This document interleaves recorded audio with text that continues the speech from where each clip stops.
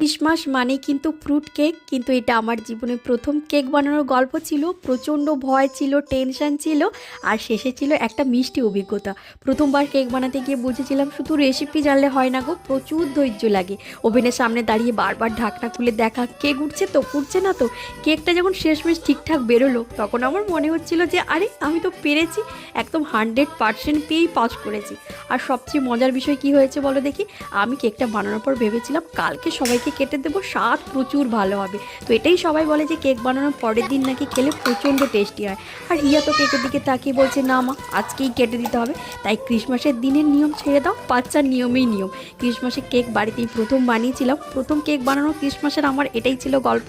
যদি ভালো লাগে ভিডিওটাতে লাইক করো, চ্যানেলটাকে সাবস্ক্রাইব করে পাশে থেকো। আবার কিন্তু দেখা হচ্ছে নতুন রান্নার নতুন গল্প নিয়ে। ও কেকটা কিন্তু সকালে খেতে ভীষণ টেস্টি হয়েছিল, আর আমি কিন্তু একদম 100% পেয়েই পাস করেছি।